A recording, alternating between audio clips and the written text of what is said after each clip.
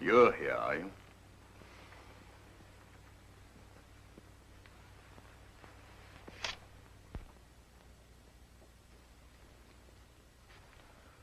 Emily, you promised...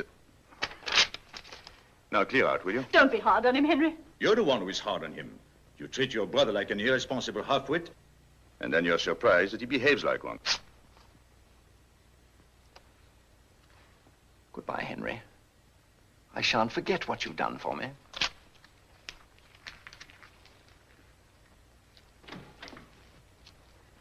You're so unkind to him, and the poor boy's in such difficulties. Entirely through his own fault.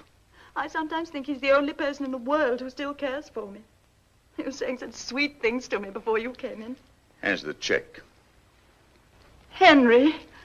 Oh, how can you? I'm sorry, my dear. No. Is this for the chemist? You never say anything nice to me, because you don't feel it.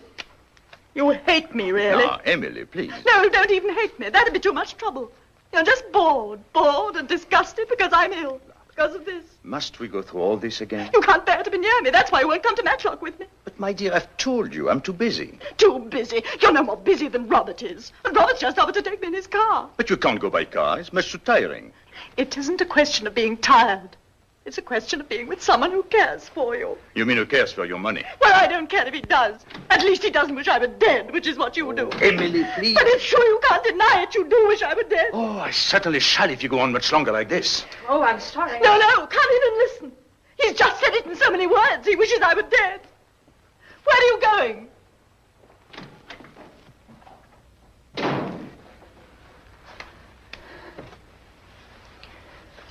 Oh, he's forgotten Janet's birthday presents. Go after him, will you?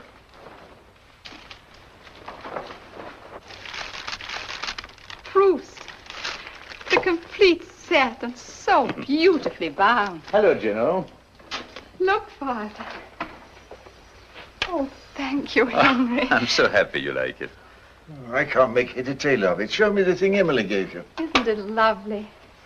They've spoiled me. I don't deserve You it. deserve everything you get. That's a fact, Maria. Spending her life looking after a wretched old crock like me. Father, please. Sacrificing herself when she ought to get married. I'm not worth it. I ought to be dead. Making everybody's life a burden. Now this girl of ours is going to leave us. Oh, don't worry about it, Father. It'll be all right. Very pretty. What news of Emily? That's what I came to talk to you about. Will you do us both a charity and come to lunch with us tomorrow? I'd love to. But why is it a charity? Blessed are the peacemakers, and we are in need of a peacemaker. Oh. What's it all about? The usual thing. What, women? Father, please. In this case, it happens to have been something else. All right, take me out. It's time to go and feed the dogs. I began it, I'm afraid, by objecting to her brother. That made Emily object to me, violently. After which we both lost our tempers. Utterly senseless, of course, but then such is life, unfortunately. It needn't be. No, I suppose not. If I were a little less impatient. And Emily could be more understanding. Then each of us would be somebody else and would live happily ever after. Meanwhile, you'd think that a woman who's been married for the best part of 20 years would come to share her husband's tastes, wouldn't you? Why, yes, of course. Well, the first time I showed Emily a modern painting, she said it made her feel sick. That was when we were engaged. Now, the last time I showed her one, which was about 3 days ago, it still made her feel sick. That's what you call intellectual companionship. Luckily, there is somebody who understands what I'm talking about. I'm thinking of the first time I saw a modern painting. When was that? When was that? Do you happen to remember a young woman who came back from India just before the war? Oh, yes. A very charming and beautiful young woman. That's neither here nor there. The point is that she was an ignorant little fool, and you were very kind to her. You opened a door, and there were all the things she'd only heard about. Painting, poetry, music. It was like a revelation, like a conversion. Dear Janet. I wish Emily could have a conversion, but I'm afraid it's not very likely. Well, I'll expect you tomorrow, then. You're not going already. Duty. Duty. Stern daughter of the voice of God. I have to drive to Windsor and get Emily's latest prescription made up. That's typical of you, Henry. You always joke about duty, but you go on doing it. Do I? Well, I must confess I hadn't noticed it. I must say goodbye. Where's your car? At the gate. I'll come with you. No. You'll do no such thing. I wouldn't dream of it. À demain. Sourire mystérieux. What's that for? For your thoughts. They're worth more than that. All right. I'll give you 6 pence when you come for lunch tomorrow. Is that a bargain? Goodbye.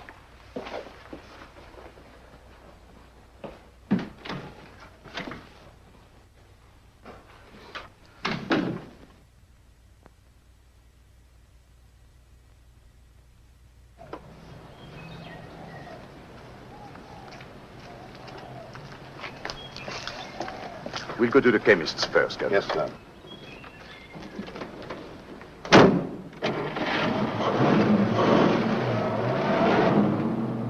Why have you been so long? Couldn't help it, darling. I had to give Janet her presents. It's her birthday. She must be awfully old, isn't she? From your point of view, she practically has 1 foot in the grave. Now, from my point of view, she's a handsome young woman of 35. As a matter of fact, she used to be really beautiful 10 years ago. I suppose you flirted with her? Of course I did. Do you still flirt with her? Only in the most spiritual way. Henry, I sometimes hate you. Luckily, you have your own inimitable way of showing it. I know you don't really love me, but I don't care. I can love you enough for 2. If I didn't love you, I'd think you were horrible. Same to you, my sweet, and many of them. Couldn't we have dinner together? I can't. I'm dining home tonight. At home? But that doesn't count. Oh, I see. My wife is to be abolished, so I can take you out to dinner. Charming child. I think you're horrid. Good, then. I shan't have to ask you tomorrow night. Henry, do you mean it?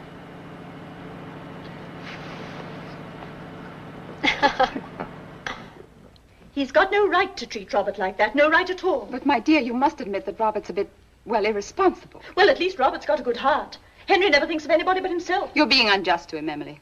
You haven't been married to him for 18 years. If that's how you feel, I'm surprised you haven't left him. And see him trotting off with another woman? No, thank you. But if it would make him happy. That's the best possible reason for not doing it. Emily, I don't know how you can be so unforgiving. Why don't you let him go? Do it for your own sake. For my sake? It isn't good for you to feel so bitter and revengeful. No wonder you're ill. Rubbish. But it's true. People die of those feelings. Or else they live on them. Shall I tell you the only reason why I'm still alive? Because Henry'd be so happy if I died. Do you really mean that, Emily? Of course I do.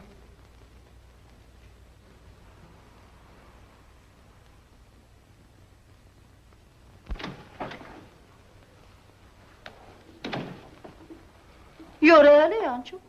It's my afternoon out. And by the way, you don't mind if I'm a little bit late getting back this evening, do you? My sister's giving a party. Peas. I'm so bored with peas. Oh, well, I'll see if Cook has something else instead. Wait, nurse.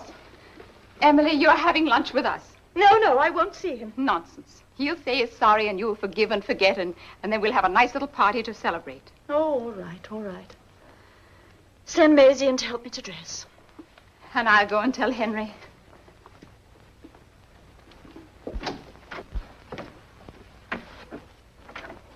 Thank you. Oh, that poor Mrs. Morier. She's terribly ill, isn't she? Oh, it isn't her health I'm thinking about. It's, well, you know. Miss Spence, I could tell you things that would make your hair stand on end. Sex. That's all they think about. Who do you mean? Men. I wouldn't trust any of them. And a Frenchman into the bargain. Does Mrs. Morier suspect? I mean, does she think there's another woman? Oh, he's clever enough to keep things dark. But I tell you, we wouldn't be surprised at anything. Mrs. Morier and you seem to have talked things over a great deal. She knows I'm a friend. Shall I tell you something, Miss Spence? You know that brooch of hers, that diamond dragonfly? Yes, I know the one you mean. She's going to leave that to me in her will. Not that I'm expecting her to die. Though, of course, it might easily happen with a heart in that condition. Hello, Henry. Well, what news? Peace or war? Peace. Oh, thank goodness. Even if it's only an armistice. Oh, come with me. I want to show you something. Oh, a Modigliani. You haven't bought it, have you? Couldn't afford it, but couldn't resist it. What an astonishing piece of work. Yes, and to think that this idiot went and died at 37. When he might have gone on painting this sort of thing. I've got no patience with people who die young. Make a note of it, Janet. You're invited to lunch on my 80th birthday. Are you sure you won't be bored with me by then? No. I'll still be wondering what's going on behind that mysterious little smile of yours. What is going on, by the way? You won't answer? Where is that sixpence? Now you have to tell.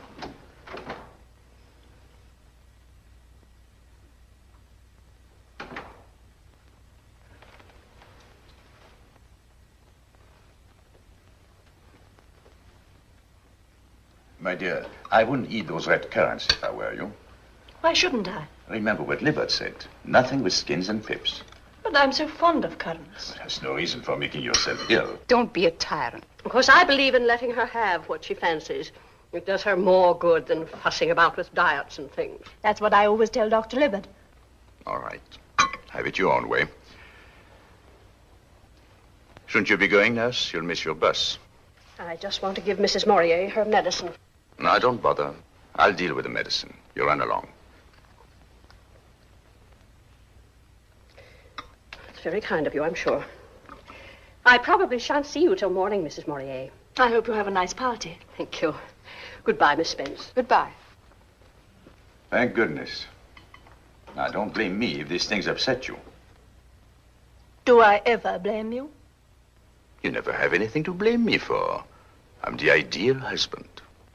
That isn't even funny. Oh, it's nice to feel the sun on one's skin. Clara, my medicine. Run and fetch it for me, will you? The bottle on the sideboard. Don't bother, Clara. I've got to go and get my cigar. Very good, sir. Shall I pour the coffee for you? Please, dear.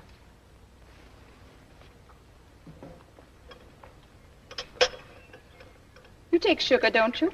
Rather a lot, please. Libert always gives me the most evil-tasting concoctions.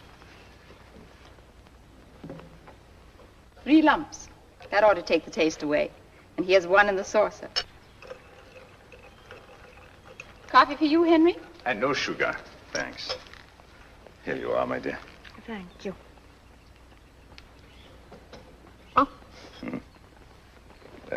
Oh, too revolting. Quick, my coffee. Thank you, Janet.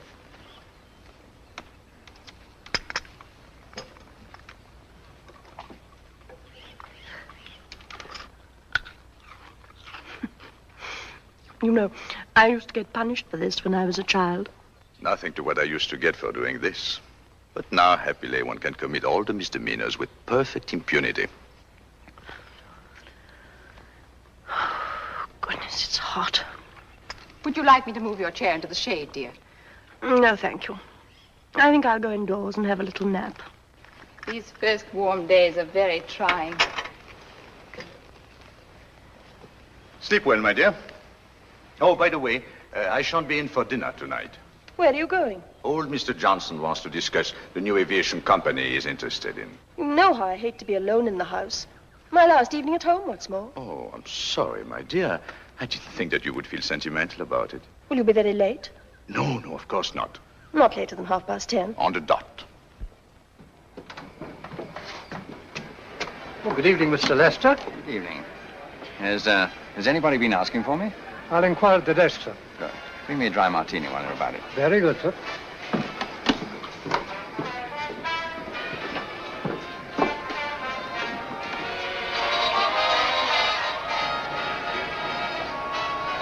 Horrible, isn't it? There ought to be a law against those things. Don't you think so? I don't know. Do you like music? Not much. You don't? Oh, that's bad. Nothing for you at the desk, sir. He brought only one. He can easily fetch a second. No, thank you. Thank you. Teetotaler as well as a music hater. Added to all this, you appear to be practically dumb. Now, there's a good deal to be said for dumb women in every sense of that ambiguous word. In the first place... Hello. Sorry, I'm late. I'm so glad you've come. There's a man here who's been bothering me. What? No, Henry. Your eyes do not deceive you. 'Tis indeed your irresponsible and half-witted brother-in-law. Won't you introduce me to this charming young person? Doris, this is Mr. Robert Lester. Miss Mead.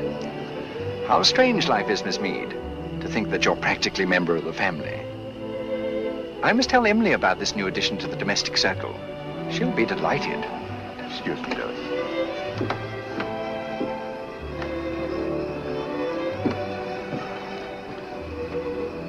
All right. How much do you want? Well, Emily was about to give me 400 when you, in your wisdom, thought fit to intervene. All right, I'll give you 400. Emily was giving. You're buying. Not a penny less than 500. Robert, you are. Henry, you know how I hate bad language. All right.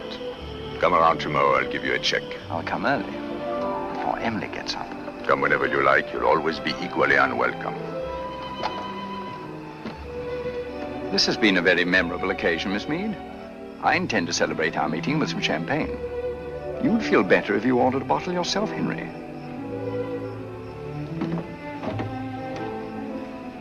Is he really your brother-in-law, Henry? Yes, I don't want to do anything that's wrong. it will be all right. I'd rather give you up altogether, just because I love you so much. Look, darling. Thank you, Doris. You make me feel almost ashamed. Robert was right about one thing, though. We need some champagne with our dinner. After all, who tells you the world is not coming to an end this evening? Let's assume we have only 6 hours before the last trump. 6 hours to make the best of.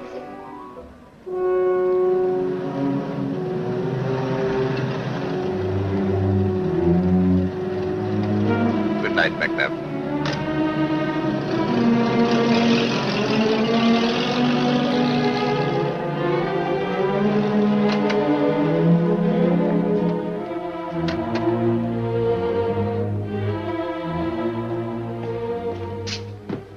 Libet.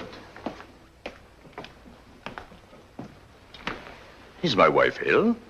They tried to reach you at Mr. Johnson's, but there was no news of you there. Oh, no, I was detained. I had a breakdown. Your wife kept asking for you. I'll go up to her at once. I'm afraid it's too late. Too late? Oh, yes, I suppose she's asleep. Mrs. Morier passed away about 4 hours ago. You mean she's dead? Unfortunately, I was not there when they called me. I arrived when it was all over. The only person who was with her was Janet Spence. Janet? Yes, the servant sent for her. There was a violent attack of nausea in the late afternoon, and that is what knocked out the heart. She must have eaten something that disagreed with her. At lunch? I suppose so. Oh, excuse me. I saw the lights and I wondered if there could... Is anything wrong? Nothing, except that Mrs. Morier is dead. What do you mean? She died of heart failure while you were out. It was because you let her have those currants. You remember? I warned you at the time. But you wanted to have your own way, didn't you? Is this true, nurse? Oh, but she liked them so. But you know how strongly I've always insisted on a bland diet. Well, I never thought that a few currants... No, you didn't think that they would kill her, but they did. Please, Maria, this is a professional matter. We don't want any rhetoric injected into it. You better go to your room now, nurse. I'll talk to you tomorrow. And let us stick to facts, Maria. It may have been the currents, or it may not. All we know is that something upset her, that she had a heart attack. Can I go up to her room? I'll wait for you here.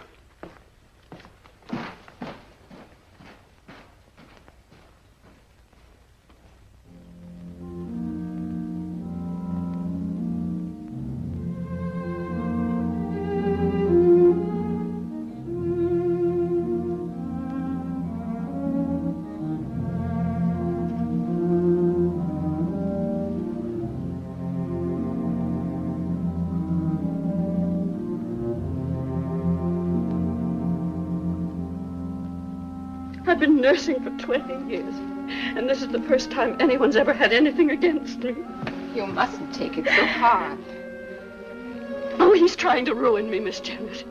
I'll never get another job. Nonsense. I couldn't wish for a better nurse for my father. That's very kind of you, Miss Spence. Did you know our nurse is leaving?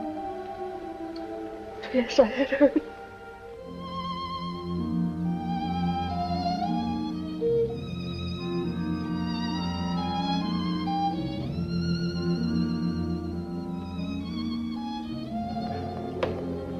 I admit she's a good nurse. I'm the first to admit it. But Nurse Braddock had no business to go against my instructions. I think I can tell you the reason.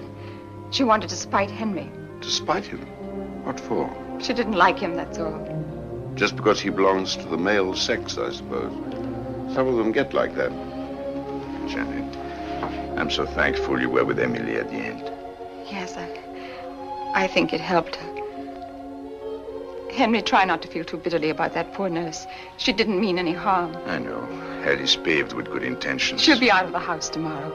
I'm going to get her to come and look after my father. Well, I don't envy you. I think it's a good idea. I can keep in touch with her and rub in the lesson from time to time. Tell me about poor Emily. Did she suffer much? Janet, it's been too much for you. It was terrible. It was so terrible. I've never seen anyone die before. I didn't realize. I'm sorry, Henry. I oughtn't to let myself go like this. I can't keep the memory away. I suddenly see her struggling for breath with that awful look of fear and pain on her face. Shall I take you home? No, thanks, Henry. I've got my car. You stay here with Dr. Lippert. Good night. Good night, Janet.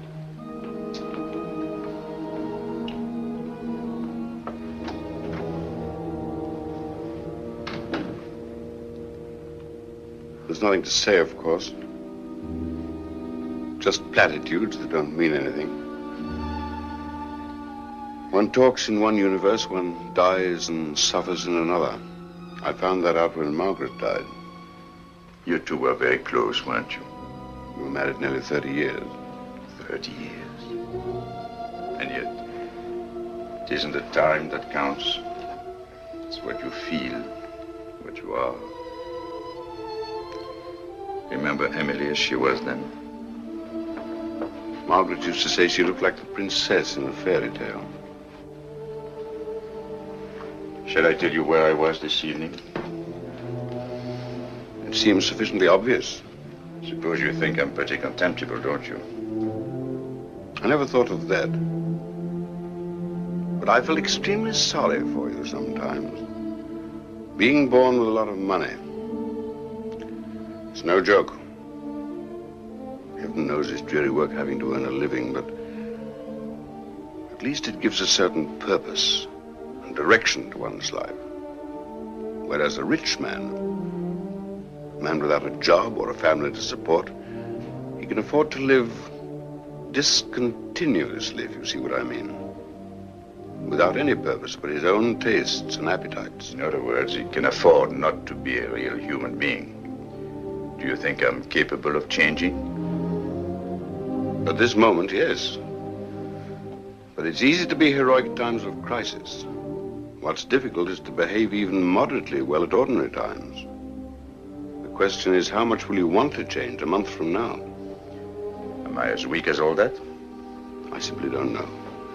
Wouldn't surprise me if you were. Wouldn't surprise me if you weren't. At 56, I've stopped being surprised at anything. Well, I must go to bed. I've got a heavy day tomorrow.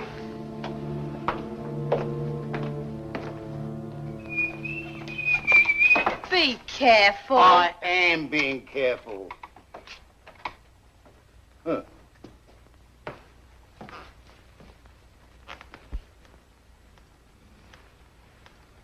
It's a speaking likeness. I'd recognize it a mile off. Oh, I'll give you such a smack in the face for that. Good afternoon, miss. What is going on? Where's Mr. Murray? Didn't you know, miss? He's gone. He's gone to Cornwall. Oh, very odd. He didn't say anything to me about it. He only made up his mind yesterday. All of a sudden. Clara, he says to me, I need a change. So I says to him... Did he say when he'd be back? No, but we're having the whole house repainted. You know how long that takes. And anyhow, Cook and Maisie and me have got 3 weeks off from tomorrow. Oh, lucky beggars.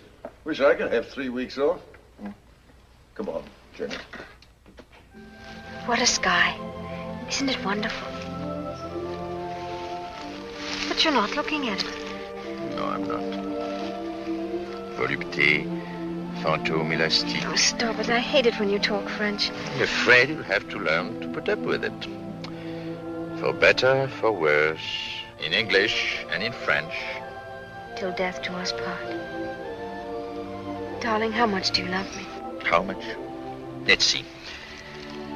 I would say about 17 times as much as I love English cooking. No, this isn't a joke. You're perfectly right. English cooking is a tragedy. That's why we're starting for Paris tomorrow. Paris? Do you mean it? Unfortunately, I've got to pick up some papers on the way up to London. You mean at your house?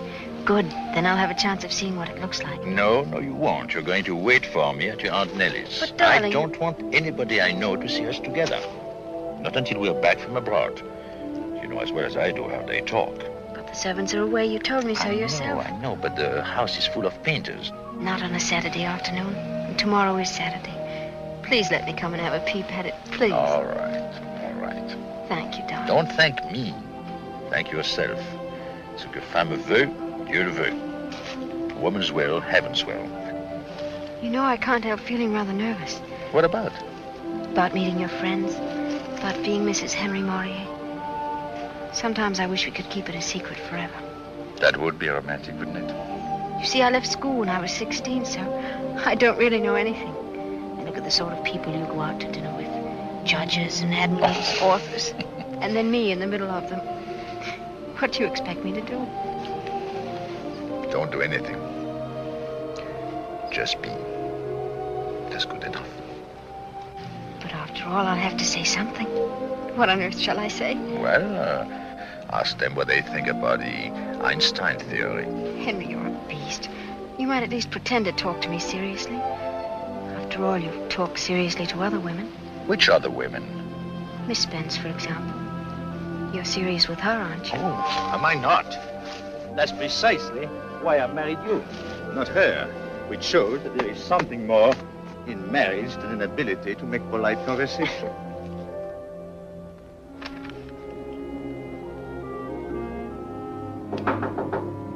Oh, Janet.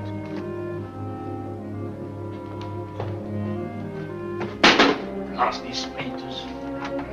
Well, what a pleasant surprise. I thought you were in Cornwall. I had to go to town unexpectedly, so I took the opportunity to do a little burglary on the way. Without letting us know you'd be here. I'm just driving through. How did you know I was here? I saw the light. Oh, and here you are. Well, I'm delighted. Now, let's see. This seems to be comparatively free of paint. Sit down, won't you? May I? I won't stay long. Well, I'm glad you came, Janet. As a matter of fact, it will save me writing a letter. What's this? Open it and see. But Henry, it's Emily's bracelet. And Emily would want you to wear it. Me? I don't know anyone who has as much right to it as you do. Oh, no, Henry, I don't deserve it. Here, take it. But Janet, she loved you. She'd want you to have something that would always remind you of her. No, I can't. Now, Janet, I shall be offended if you don't take it. Offended? Do you want me to have it? Of course I want you to have it. I just felt it was too much. It's not nearly enough.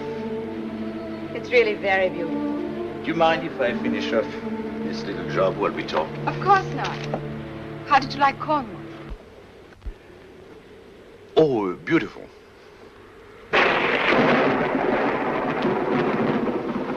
I love thunderstorms, don't you? Frankly, I don't. I once saw a man killed by lightning just a few feet away from me.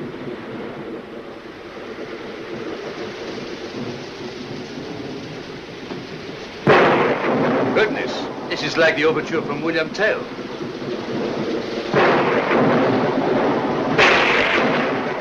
I knew this would happen. heaven knows where they keep the candles. No, don't. You're spoiling. Look at the trees, writhing and struggling as if they were trying to get free. But they can't. They're tied down. 1, 2, 3, 4. Less than a mile away. Listen, what a relief. What a liberation. Like someone that's had to keep everything locked up inside herself and then suddenly she can let go. You must have known what that's like, Henry.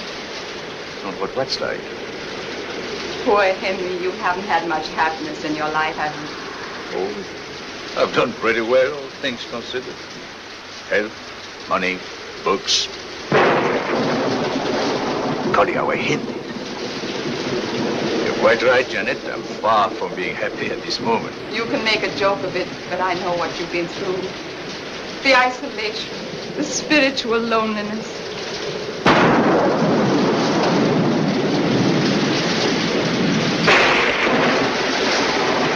Right overhead. It's wonderful. It's like passion. Now, Janet. You've been reading too many novels. Passion. You know what I mean.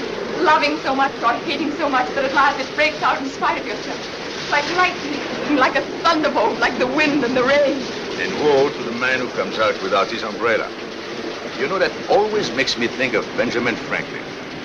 Sending his ridiculous little kite into the middle of an electrical convulsion.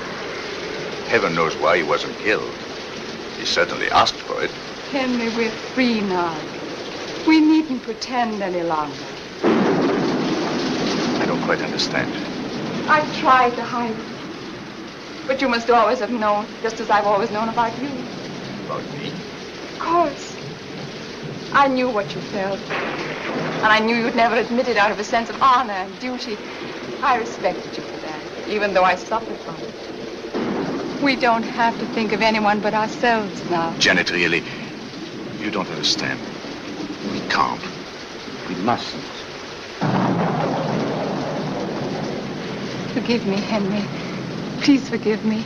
My dear, don't let us say anything more about it. Your nerves are on edge. It's the thunder. I ought to have known how you feel about it. It's still too recent, too painful. Poor Emily. Emily? That face. I thought I'd put it out of my mind. So frightened. So horribly frightened. And I talked about us. No wonder it upset you. Can you forgive me? Listen, Janet, I think I ought to tell you. While I was away in Cornwall... What happened while you were in Cornwall? Well, to cut a long story short, I got married. You got married? Yes. It's someone you don't know. As a matter of fact, I've only known her for a few months. But I'm sure you like her when you meet her. Of course, she is rather young. Only about 18, as a matter of fact. Quite a baby. 18? Yes. It's absurd. So, you see, she has plenty of time to learn. What are you laughing at? Oh, nothing in particular. Janet, we're still friends, aren't we? Of course we are. Better than ever. Nothing like a good joke to bring people together. A joke? You didn't think I was serious, did you? No. Oh, of course not. Well, I must be getting home. I'll take you in the car.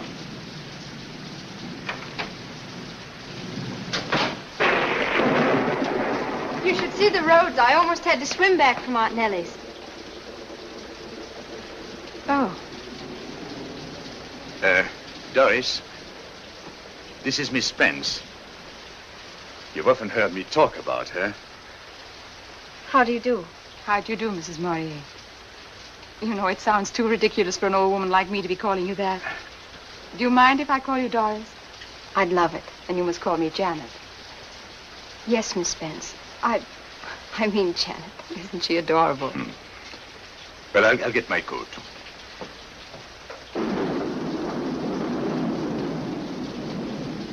Tell me, Doris, are you very, very happy? Yes, I think so. You only think so? No, I don't mean that. I'm sorry. Let's talk about something else if it upsets you. But I am happy, really and truly. It's just that, well, I'm not very clever. And Henry seems to know everything, you know, about art and things. Art and things. Oh, you sweet child.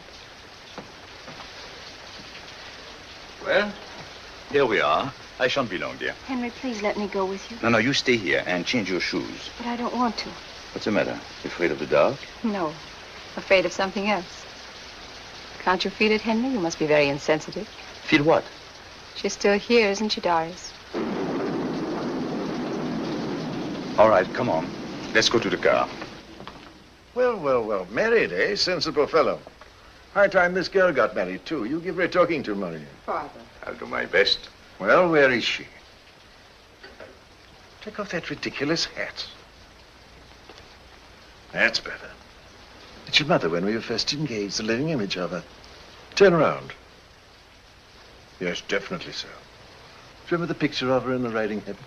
That's the thing she was wearing when I saw her first. Don't you ever ride anything but a habit, my dear.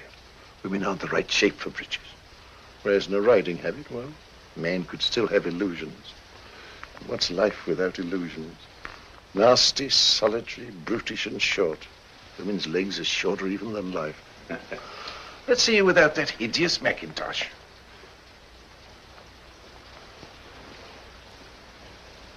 What a charming brooch. Henry gave it to me. Well, we really have to run. Got to be in London tonight, and then we're taking the early boat train in the morning. Goodbye, Joe. Goodbye, my dear fellow. Good night.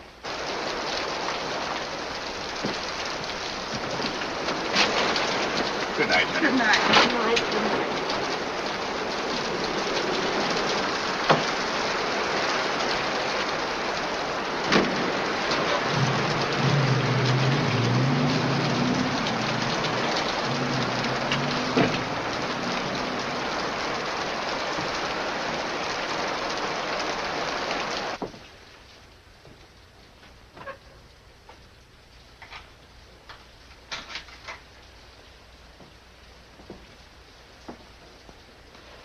Well, I'm glad poor Mrs. Morier wasn't here to see what has happened to her brooch. Your brooch, really? I was a fool to think I'd ever get it. You don't get diamonds for friendship. He told me he'd known the girl for several months.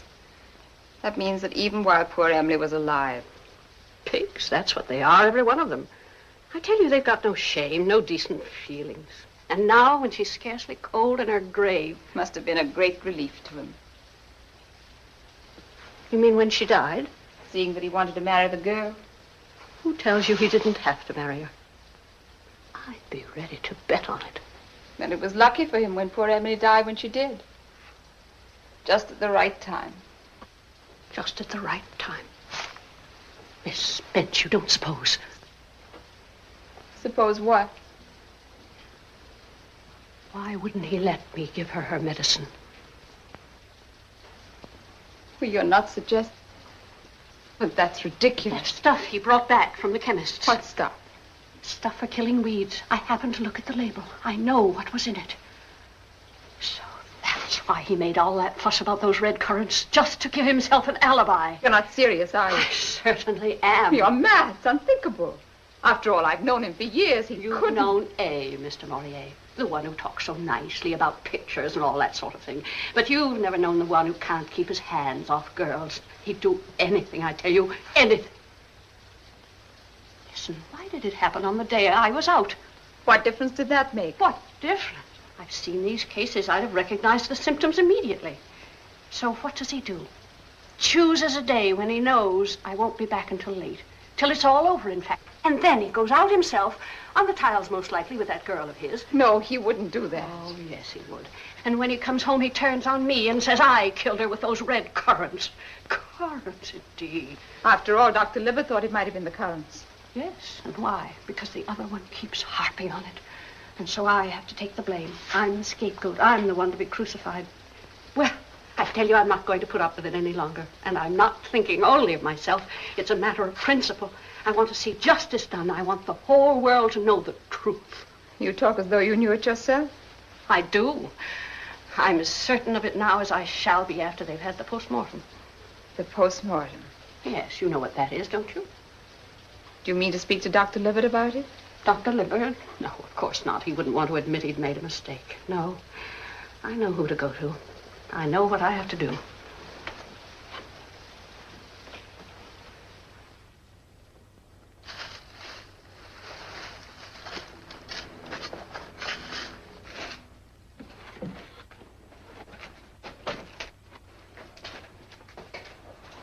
It's horrible, digging up somebody after they're dead. Just because there's some spiteful gossip. That beastly nurse of yours, I can't understand why you keep her. Now, dear, don't be unreasonable.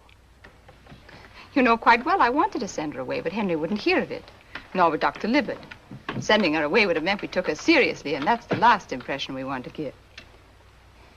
We were having such a wonderful time in Paris. Then to be called back for this nonsense. And the painter still in the house. The horrible smell everywhere.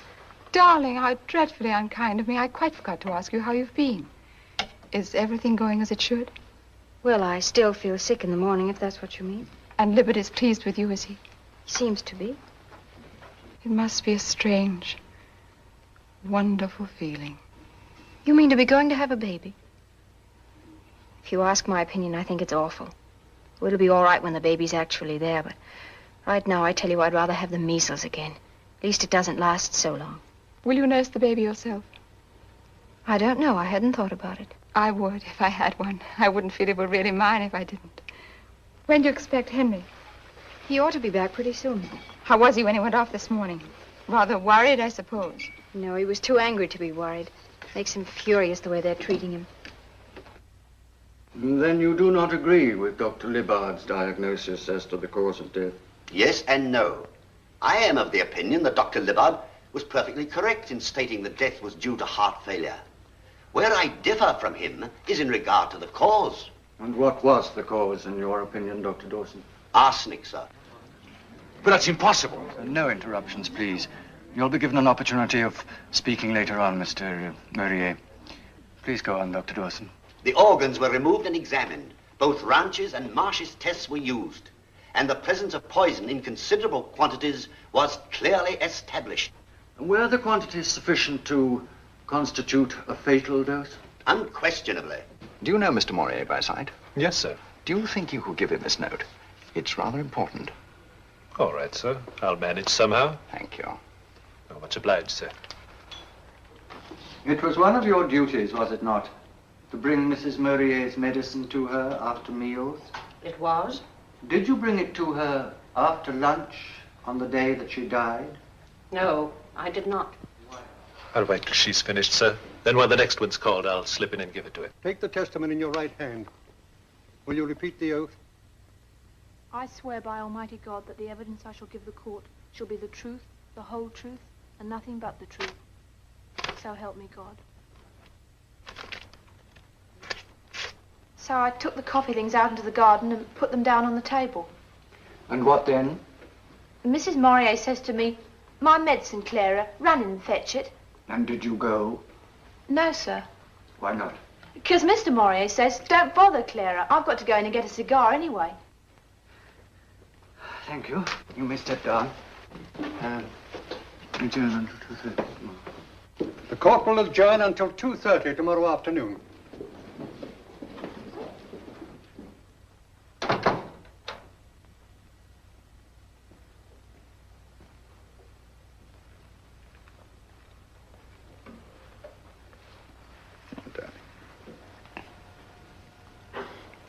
It's too terrible.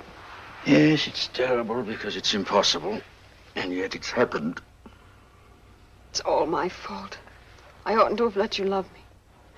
I knew we shouldn't have done it. But I cared for you so much. Darling, if they do anything to you, I shall kill myself. Don't talk nonsense.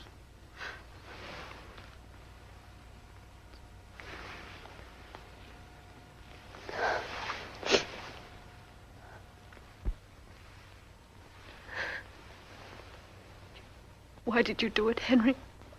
Why did you do it?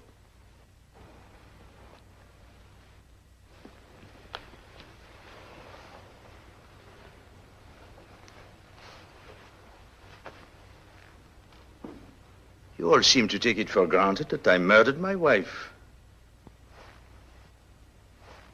Do I look like the sort of man who goes about slaughtering people? Wring her neck and the devil take her? I suppose you imagine I was so insanely in love with you that I would do anything. Anything!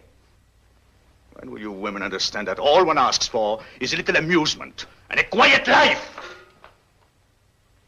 Instead of which, well, I don't know why the devil I ever married you. Why did any man in his right mind ever marry any woman, for that matter? Henry! Oh, no.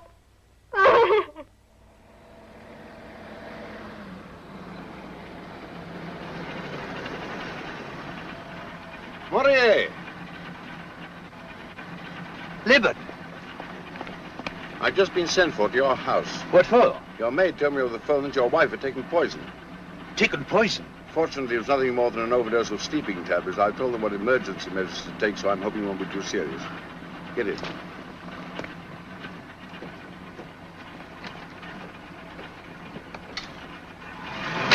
Is it the result of what happened at the inquest? Yes. Yes, that and other things. I got angry because she took it for granted that that I was responsible for what happened to Emily. I said a lot of things I shouldn't have said. I see. Libet, do you think I did it?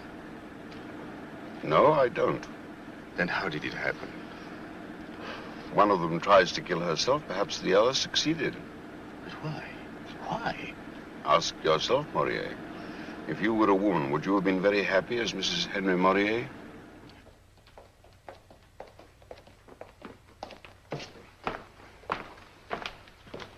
I'd rather you didn't come up. Very well.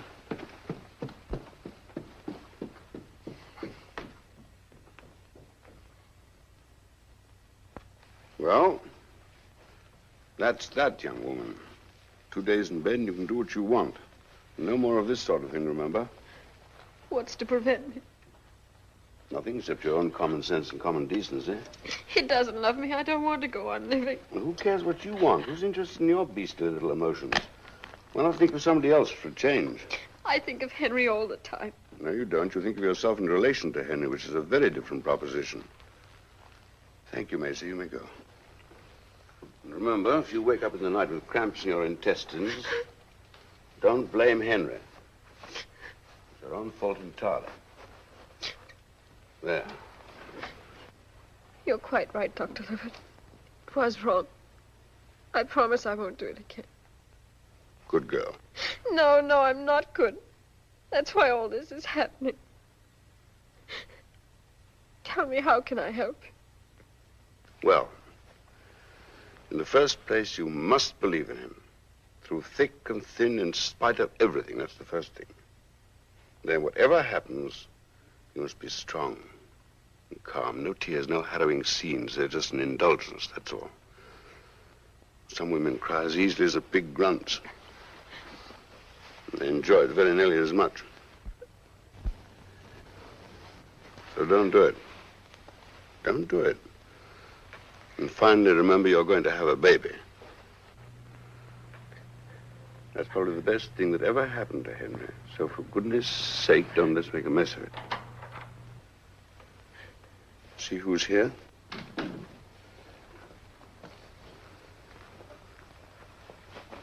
She all right? Flourishing. And there isn't going to be any more of this sort of nonsense, is there, Doris? I'm so thankful you got here in time. Yes, but it would have been better if there hadn't been any need for me to come. Bye, Doris. Bye, Henry. Doctor. Thank you.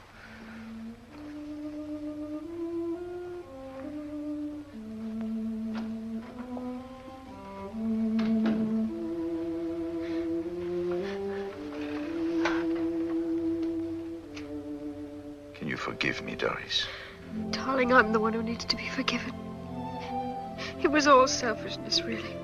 I see it now. I was trying to spite you, trying to get my own vet. I began it, I'm afraid. I ought to have known better. At 18? To think I tried to kill myself. And everything's so beautiful, so mysterious. Even that fly on the ceiling. Even that silly old doll you tore to bits. And this.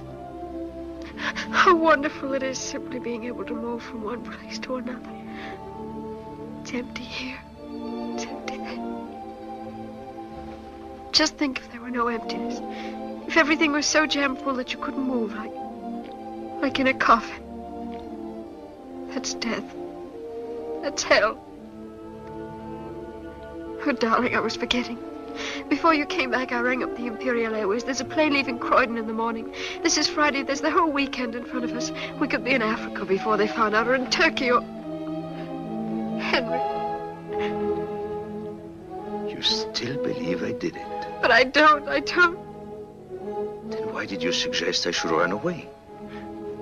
Oh, I've been a fool again. I made you angry. It's only because I love you so much. Because I was so terribly anxious in case you couldn't make them understand. Shall I tell you something? I said a very stupid thing this afternoon. I said I didn't know why I ever married you. Well, perhaps I didn't know it then. But now I do know. I know very well. Why? Because I love you. Oh, darling.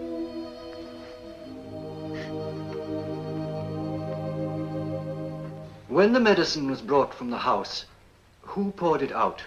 Nobody did. It was brought out in a wine glass. In a what? In a wine glass. Oh, I see. Mr. Murrier poured it out in the house. Yes. Could you see him pour it out? Not from where I was sitting. But of course, knowing Mr. Murrier as I do, I feel absolutely Thank you. It's utterly unthinkable. I'm here to determine facts, Miss Spence, not to speculate about what is or is not thinkable. Thank you. You may go now. I propose to recall Mr. Murrier. Henry Morier.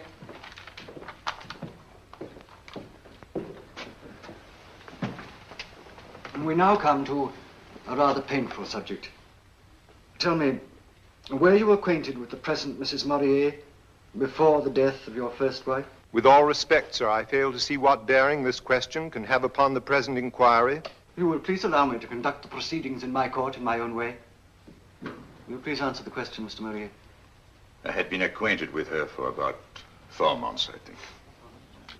Mrs. Murrier's maid has testified that after lunch you offered to go and fetch your wife's medicine. Is that the case? Yes. Did you bring it back, the medicine, in the bottle? No, I poured out 2 tablespoonfuls into a wine glass. And I swear to God I added nothing. Please, please. I'm sorry, but I must protest. You will kindly confine yourself to answering my questions, Mr. Murrier. Was anyone with you in the room when you poured out the medicine? No. Clerk, you have the ledger there. Will you please show it to this witness? On the 4th line from the top, do you recognize your signature? I do. Messrs. Fillmore's records show that on the day before Mrs. Murrier died, you purchased a tin of weed killer. Is that the case? Yes. Are you aware that the weed killer in question is a powerful poison? Yes. Shortly before purchasing the weed killer, did you have a quarrel with the late Mrs. Murrier? Yes, I suppose you could call it that. Thank you, that's all.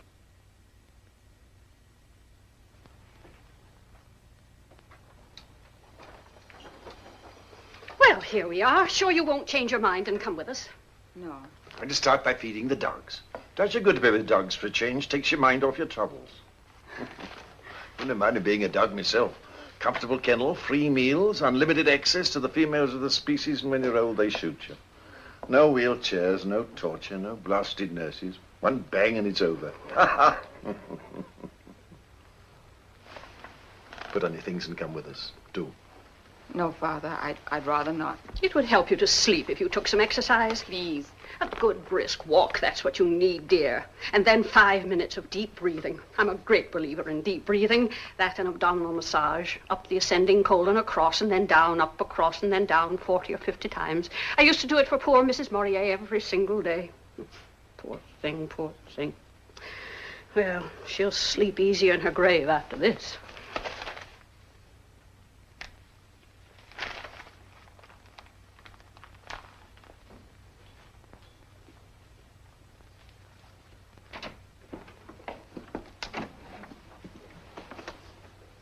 Hurry up. Quick. All right, all right. Have you got your bag of dog biscuits? We'll be back in time for tea. Don't let it get you down.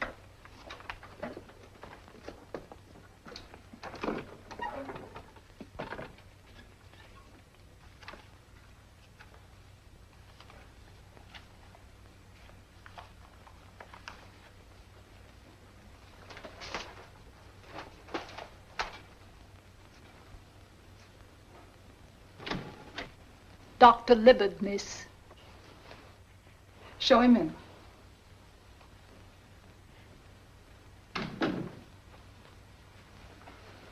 I just dropped in to see how things were going along. Father seems very well. He's just gone out for his walk. And you? Not much of a credit to your physician, I'm afraid. If I don't sleep tonight, I shall go mad. You've still got some of that stuff I gave you, haven't you? It doesn't seem to work anymore. Dr. Libbard, you don't know what it's like. Night after night. I can't stand it any longer. This wretched business with poor Maurier. Mustn't let it prey on your mind too much, you know. No, naturally, but... Well, I mean, one can't help feeling dreadfully sorry for him. Sorry if the light bothers you. Hold still just one moment.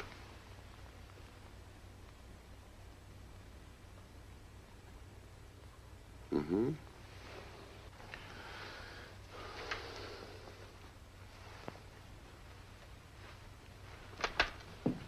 You wear these things all the time now? I find the light very trying. It's been like that ever since I started sleeping badly. And then, of course, poor Emily. You were very fond of her, weren't you? Oh, yes. Yes, I loved her. Well, wouldn't that account for all your trouble? Grieving over the death of a friend. And what a death. What a death. Suicide at the best, murder at the worst. And remember, Macbeth hath murdered sleep. Murdered it for a lot of other people as well as himself. Look what I found in the garden this morning. Give that here. Can't I give it to him? It's just a 4-leaf clover, that's all. Well, it's against the regulations. But I don't see any harm in it.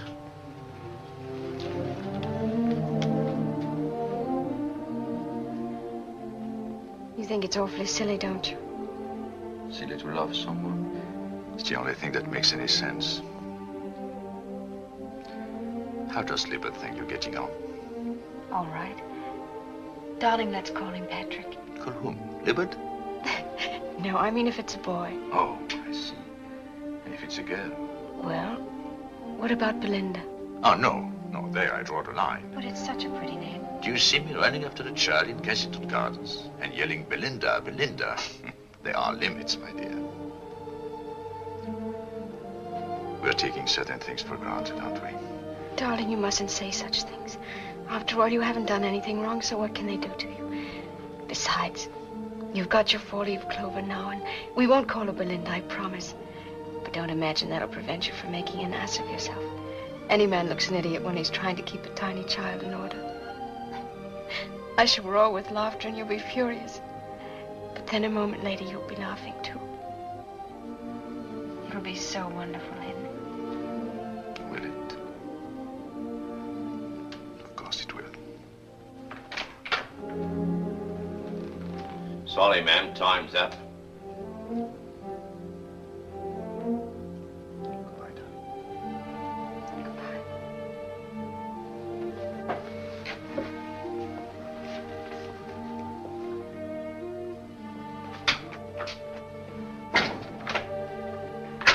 Come on. When driving the car, Did you ever observe signs of intimacy between the accused and the present Mrs. Morier? Yes, sir. There was considerable embracing. Silence! Silence! On more than one occasion? Yes, very frequently, sir. I have no questions to ask this witness, my lord.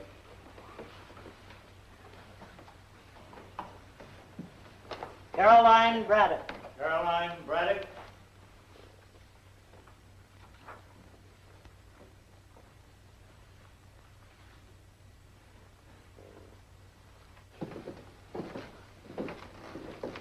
Janet.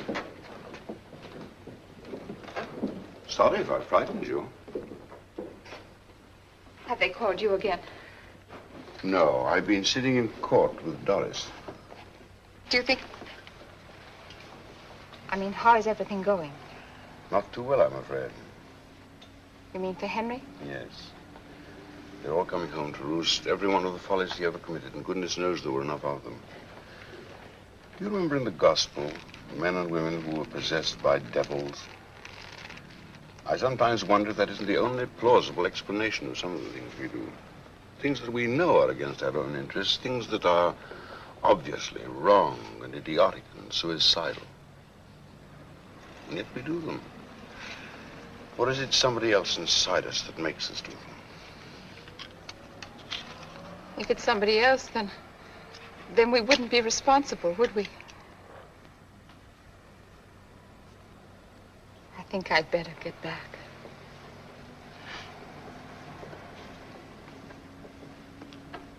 Did the accused and the late Mrs. Morier ever quarrel? All the time. When did they have their last quarrel? On the day before Mrs. Morier's death. Was it violent? To judge from what I heard of it, it must have been. What did you hear? I heard Mr. Morier say he wished she was dead.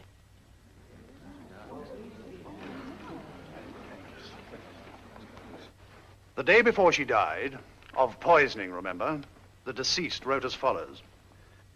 Robert, darling, herewith the check Henry tried to prevent you from having. He was horrible to me after you were gone. He said he wished I was dead.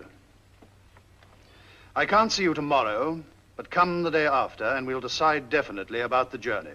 Ever your affectionate Emily. Now, did you see your sister again after you received this letter? No, I didn't. She wrote it on Tuesday afternoon. I got it on Wednesday morning. And on Wednesday evening, she died. When she was taken ill that night, the servant sent for you, is that correct? Yes. Did you see Mrs. Morier alive that night? Yes, I was with her till the end. Was she unconscious at the time you came? No, she was fully conscious. Then she was able to speak? Yes, she was able to speak. Did she say anything about poison? No. No, she didn't seem to realize she'd been poisoned. Nothing to indicate that the poison was self-administered? No. Nothing. Now, what are the motives for the crime? There were two of them. Among the lowest and most contemptible of all human passions. Lust and avarice. His wife is rich. She has made a will in his favor. Her life is heavily insured. And now to the lure of money is added the compulsion of another, even stronger passion. When his wife falls sick, what does this man do? Does he sit beside her bed to comfort her? Does he devote himself to alleviating her sufferings? No. He wanders abroad in search of low and criminal distractions. He finds a young and innocent girl. He flatters and cajoles her. He dazzles her with the display of his wealth and fascinates her by his knowledge of the world. True, he denies the fact of his adultery, but nevertheless, he cannot deny the fact of his infatuation. The unhappy invalid at home is unaware of what has happened, and yet how terrible for her are the consequences of that infatuation. Her presence becomes increasingly irksome to him. Her very existence is a threat to his pleasures. More and more, he wishes her out of the way, and at last that wish is translated into action. The poison is bought.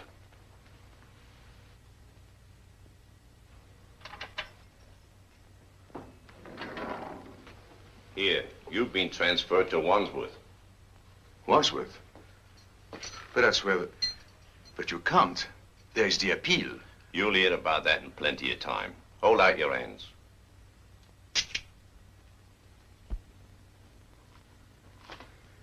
Poor devil. Vengeance is mine, saith the Lord. I never was so glad of anything in my life. But I have some wonderful news for you, Miss Janet.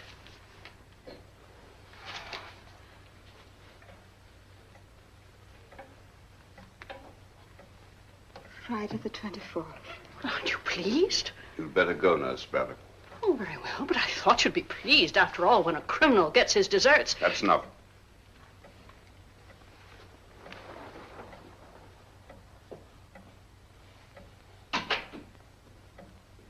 When a criminal gets his deserts.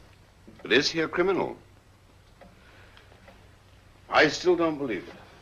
I didn't believe it either, but now, after everything they brought out at the trial, one must believe it. Must one? I've just been reading a very interesting book. It's an analysis of well-known cases of people who were condemned for crimes they never committed. But they proved it. They proved it in these other cases, too. Sometimes it was a matter of deliberate false witness. Sometimes it was nothing more than circumstantial evidence. It piled up. It all pointed in one direction. The conclusion was obvious and inevitable. And yet that conclusion was wrong. After all, the case is closed now. It can never be reopened, never. So what's the good of talking about it? It's just silly. I don't want to discuss it anymore. They proved it at the trial, and that's that. Not to my satisfaction. I just can't believe that Maurier was responsible. Then who was? What about Emily herself? Suicide? No, Emily would never have committed suicide. Yet she often complained that she was tired of life. I never heard her say that, never. Neither did Nurse Braddock, if I remember correctly. I must say I was very surprised when she said that at the trial. I don't know what she said, and I don't care. Maurier cared, carried a great deal of weight with the jury. Somebody who had been with Emily day and night for the best part of 2 years, and she never heard a whisper of suicide. Yet suicide was the main line of defense. I'm not interested in lines of defense. I'm interested in the truth. I'm interested in justice. And if you're trying to insinuate things, if you're accusing me of telling lies just because... Why'd you let me go on? Why don't you stop me? Well, people don't like being stopped as a rule. You were very fond of poor old Henry, weren't you? Yes, I liked him. I liked him very much. Emily used to say that if she died, you and Henry ought to get married. Married? Him and me? That's monstrous. How dare you? I'm only repeating what Emily said. Talking about me as if I were one of those women of his. One of those... It's disgusting and it's contemptible. I'm sorry, Dr. Libbard. Don't apologize to me. I'm not the one who's got insomnia. What do you mean? We're getting all worked up about Henry's taste in women. It doesn't help you to sleep, you know. You don't imagine I spend my time thinking about that, do you? Well, you were thinking about it just now, quite loudly. Do you ever think about poor Emily? Of course I do. After all, she was my best friend. And when you do sleep, do you ever dream about her? Those are the dreams that make me wake up. I suppose you dream of her as she was when she was dying. Yes. And sometimes I see her sitting out there in the garden, just as she was drinking that coffee.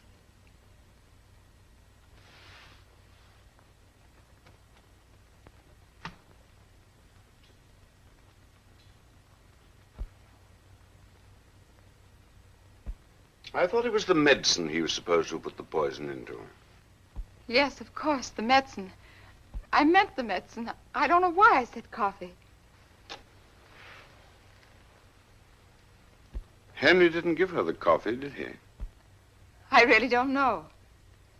Somebody must have. Anyhow, it's of no importance, is it, seeing that everything's been proved? Quiet. Quiet. Oh, I wish it were all over. All over.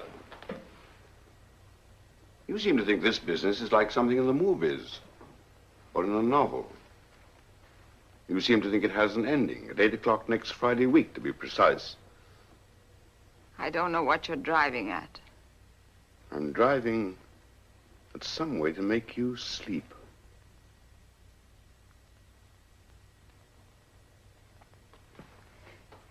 Well, this has been a very interesting talk, Dr. Libby.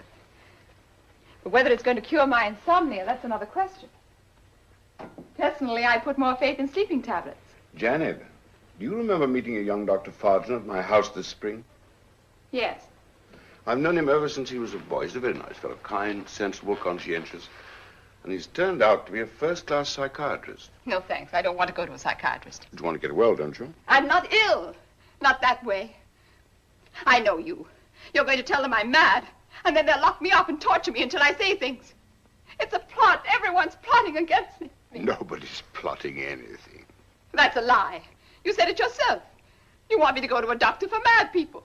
Fargen won't do any harm. He'll just ask you a few questions and find out what's on your mind. I've told you again and again. I haven't anything on my mind. It's just that I can't sleep. But he'll help you with that. He'll put you to sleep if you let him. Do you mean he'll hypnotize me? Well, what's so alarming about that? Send me to sleep and then make me say a lot of things I don't want to say? And I shan't even know I've said them? No. No, I won't. I won't. Janet, be Don't reasonable. touch me. Janet. I'll kill you. Do you understand?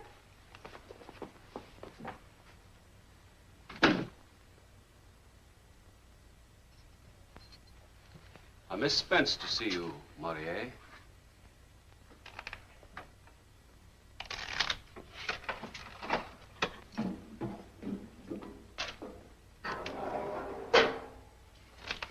I don't mind us. Carry on as if we weren't here.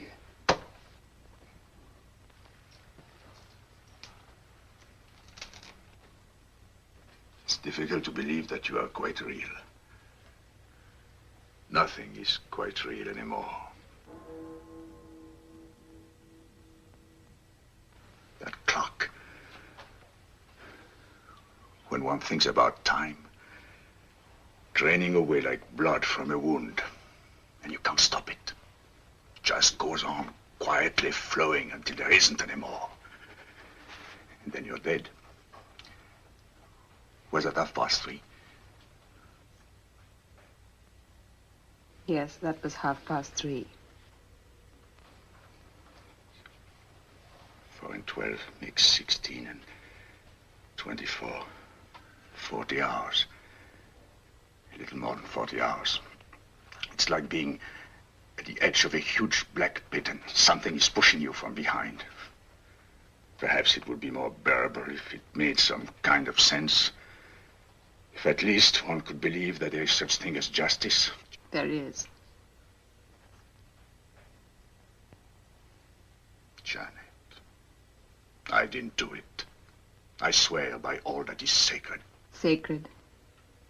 What is sacred? Do you remember that night? That night when there was a thunderstorm. You talked about Benjamin Franklin, you know, sending up his little kite to attract the lightning. A sort of scientific, practical joke.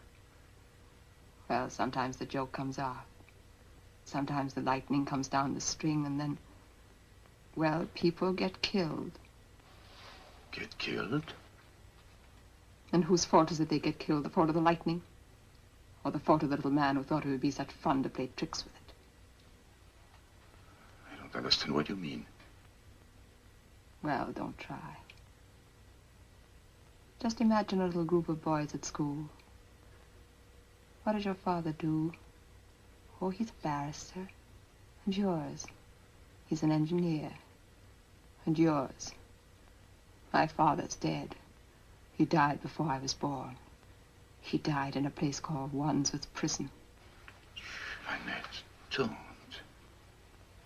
Did I ever ask for mercy? Did you ever think of showing it? Never. I never said anything when you amused yourself at my expense. Janet, I didn't do that. What else were you doing all those years? Beckoning me on, calling me to you. And then at last, when I came to you, you hit me across the face and then ran off to have a good laugh with that filthy little beast. How dare you say that? Yes, how dare I? Do what you like, but never say. That's shocking, that's disgusting. How old was she, Henry, when she first started doing these things? 18? 17? Slobbering and pouring, and you call it love. Love! Filth, that's what it was. And you threw the filth in my face and then roared with laughter.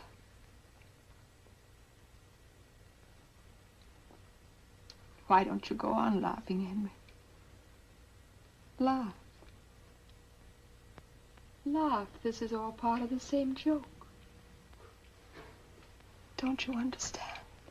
Janet, you don't mean... 40 hours more. That's all. And you asked me to lunch on your 80th birthday. Why don't you laugh? Goodbye, Henry. Janet! Janet! Janet! Janet! Janet! She's the murderer. She confessed. But it's true, I tell you. She told me she just told me. Why don't you listen to me? She was the one. She did it. Keep quiet. But she told me. She confessed. Janet! Janet! Janet! But she's the murderer. She told me. But it's true. I swear. Just let me go. There, that's better now. Sit down. Tell her to come back. Make her say it again in front of witnesses. Keep quiet. Let me go. Let me go. Sit down.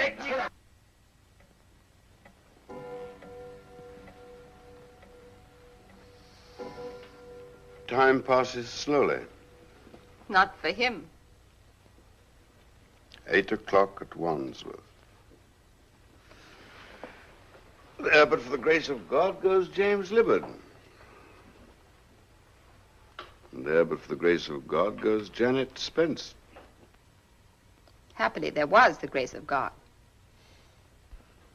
It's still possible to do it, To do what? to have the execution postponed. Why should it be postponed? If some entirely new fact were to turn up, They proved it. the jury thought they proved it. But do you?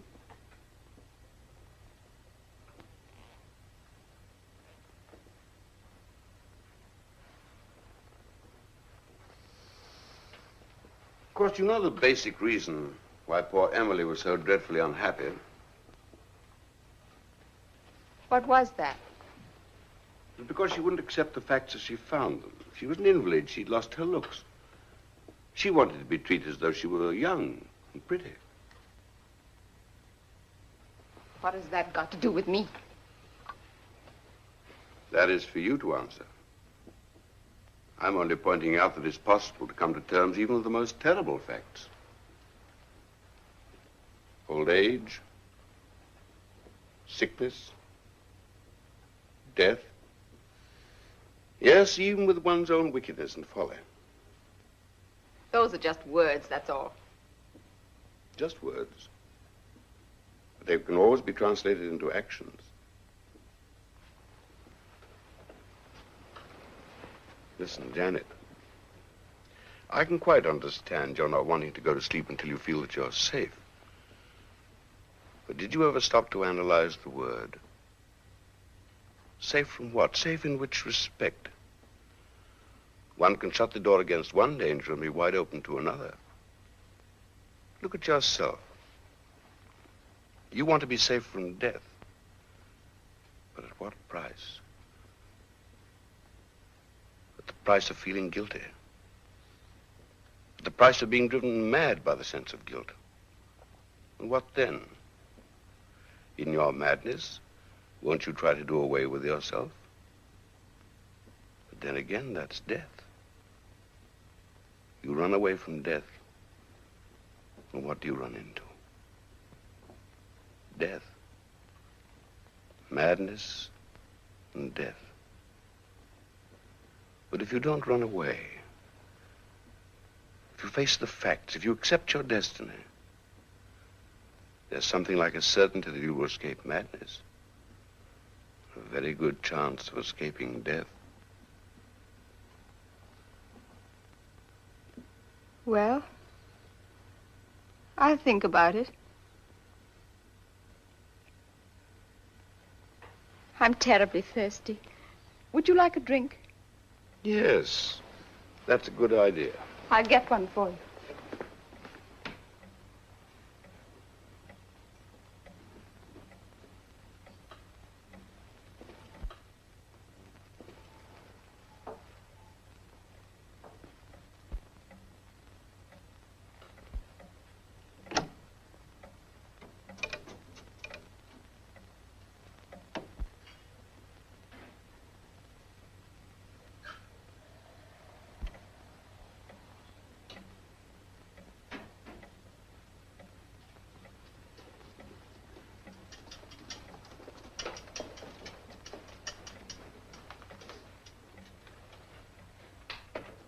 Kali, isn't it? The great mother. And precisely because she's a mother, she's also the goddess of destruction. If you give life, you also give death. Inevitably. I must say they had a pretty realistic view of the world, these old Hindus. Oh, I beg your pardon. I'm really most awfully sorry. I don't think it'll harm the carpet, do you? Just a little fizzy water and a spot of alcohol. Do I get another? Let me do it for you. No, let me.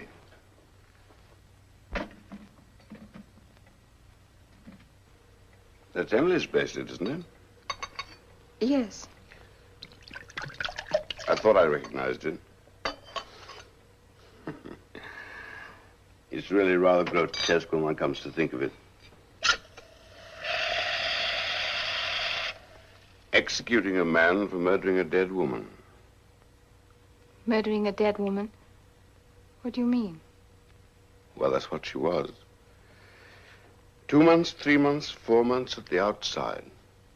That's all she had in front of her. You mean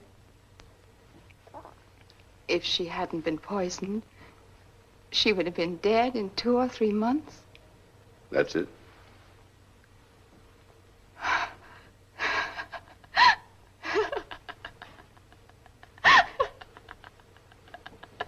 What are you laughing at? I don't know. Nothing.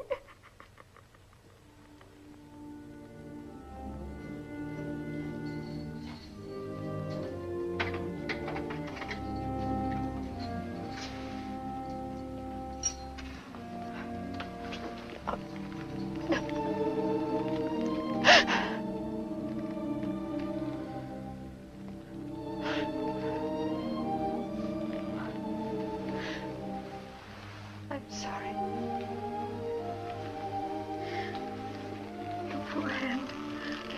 Did you do that yesterday? Yes. I did it yesterday. Darling. I want to tell you something. It happened to me last night, quite suddenly, in the middle of a paroxysm of rage and despair. It was like actually hearing a voice, only there weren't any words.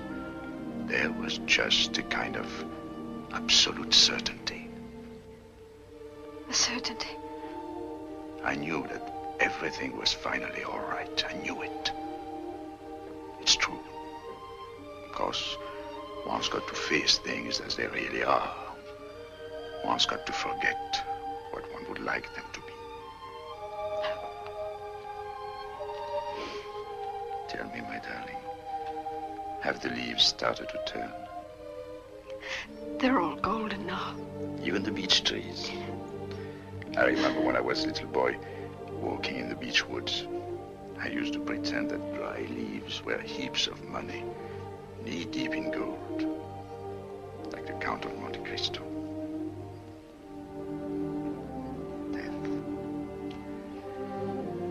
Death. You know, if you accept it, it's all right. refuse to accept it, then you go mad. But I can't accept it. I can't.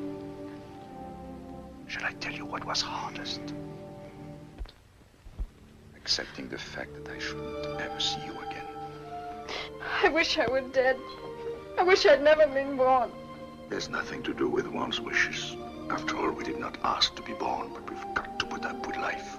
Even if we don't like it, even if we can't understand it. And mind you, we can never understand it while we are actually living it. Life has to be lived forward, but it can only be understood backwards. So, there it is. That's what I suddenly understood. And meanwhile, what was I doing? The exact opposite of what had to be done.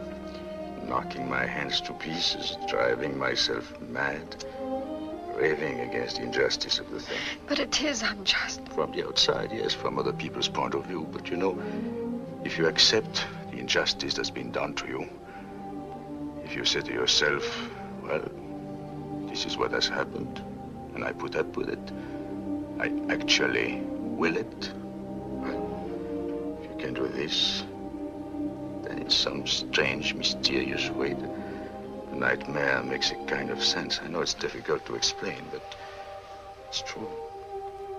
Oh, before I forget, I want you to promise me something. Don't see too much of Janet. Don't let her have anything to do with the baby. But darling, she's always been so sweet to me. I know she has. But all the same, will you promise? I promise. I could tell you all the reasons, but it would take too long. Besides, what's the point? Let the dead bury their dead. Why bother about the past? I'm glad you didn't come to see me yesterday. Why? Yesterday I should almost have hated you. Hated me? Yes, hated you for being free, for having all your life in front of you, whereas I was here. A few hours. You love me, don't you? And I love you, Doris. And love casts out fear. Of course, it also works the other way around. Fear casts out love. Yesterday there was nothing but fear. But today...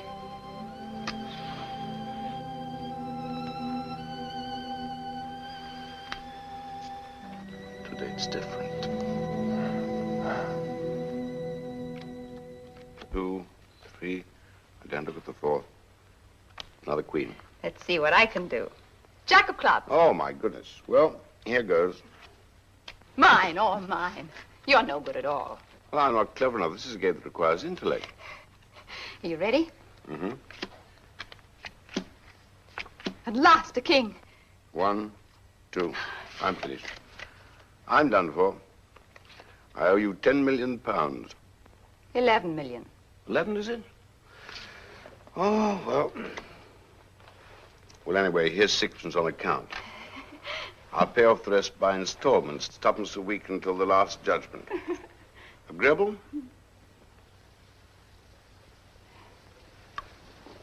It's raining. I like rain.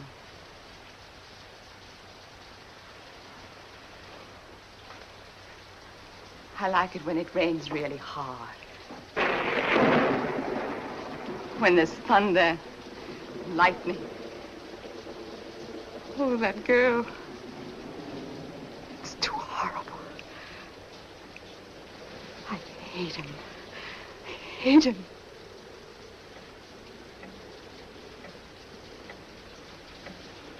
Do you know what the time is?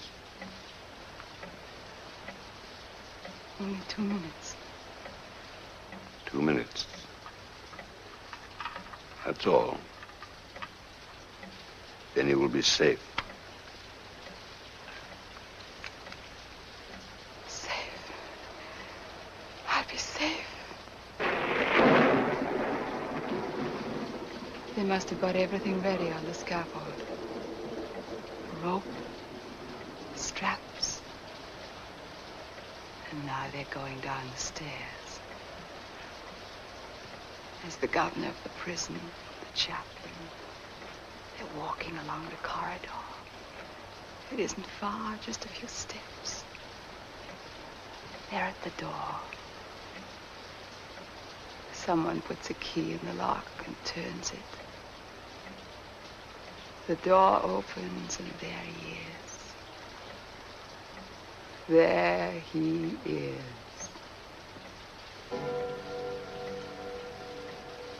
Just because she was 18. Because of her mouth. Because of her skin. Oh, God, God, God, God!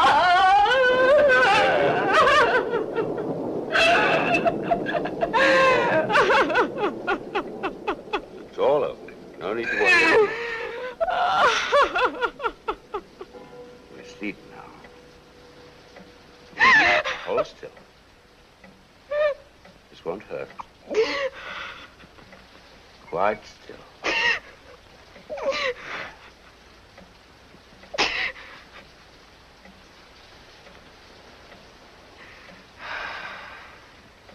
Let yourself go. Feeling comfortable? Yes.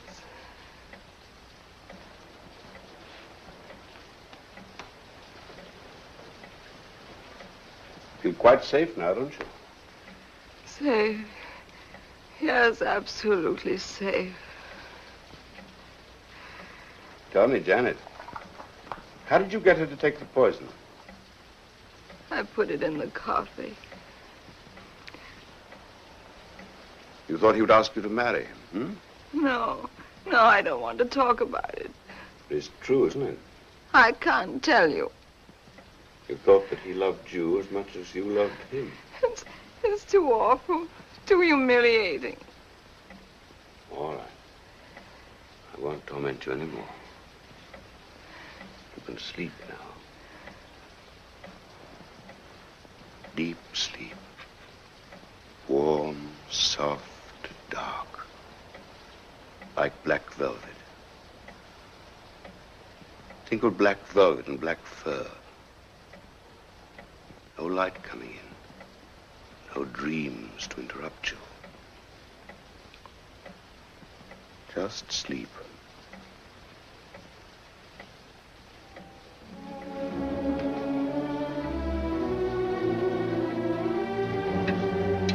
Hello. Give me a toll, please. Miss Battersea 6160.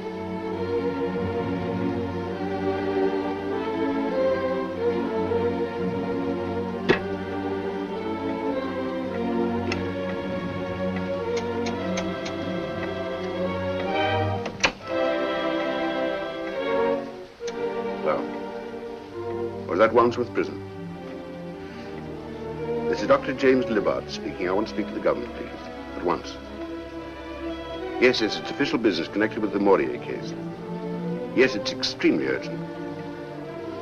All right, I'll hold on.